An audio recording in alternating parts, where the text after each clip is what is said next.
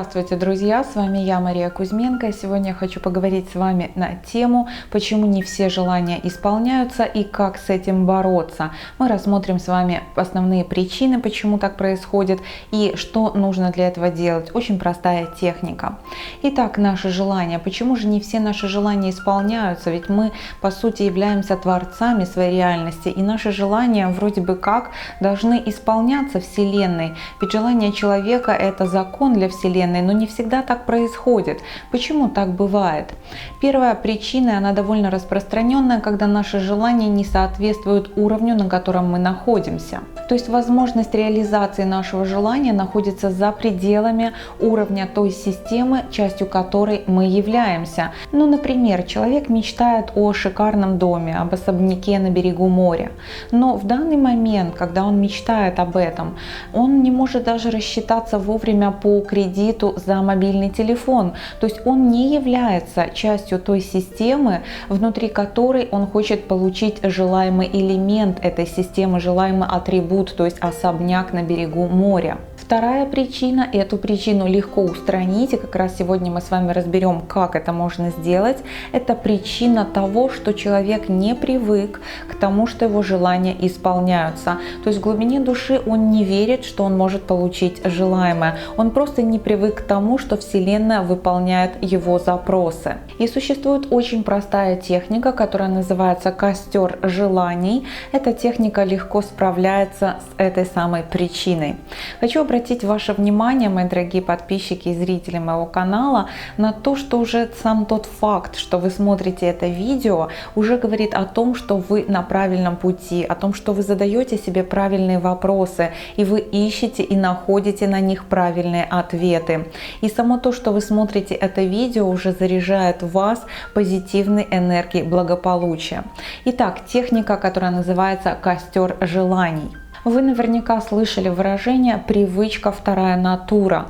Это говорит о том, что когда мы привыкаем к чему-то, то наш разум начинает действовать в унисон с нашей душой. То есть когда мы привыкаем к тому, что Вселенная выполняет наши желания, то для нас в этом нет уже ничего удивительного. И наш разум не противостоит желаниям нашей души. То есть тем самым мы заглушаем голос нашего разума, который говорит нашей душе, которая стремится к чему-то большему, стремится к счастью, к благополучию, стремится объять весь мир и получить все блага этого мира, а наш разум говорит душе, что это невозможно, потому что в его опыте нет такой практики. Опыт разума говорит душе, что это невозможно.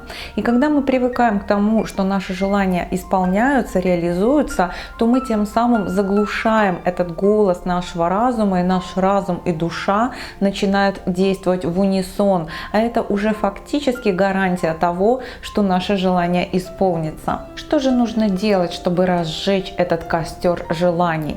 Все, как обычно, очень просто. Все вообще устроено в этом мире довольно просто, когда понимаешь эту технику, технологию того, как все вокруг работает. Мы берем листик, берем ручку и записываем для начала как минимум 20 наших желаний. Это должны быть простые желания. Желание, например, сходить в какой-то новый клуб, желание пойти в какое-то кафе и съесть там вкусное мороженое, желание купить себе какую-то новую вещь, что-то из косметики, к примеру. То есть это должны быть простые желания, которые довольно легко реализовать. Мы записываем эти желания, и они начинают исполняться. Мы сами начинаем работать над тем, мы не сидим сложа руки, мы исполняем, реализуем наши желания, и Вселенная нам в этом помогает. Через какое-то время мы снова берем этот листик и смотрим, какие наши желания исполнились. Разум получает опыт, разум получает информацию о том, что наши желания, хотя бы 18 из 20, уже исполнены. Разум постепенно привыкает к тому, что наши желания выполнимы.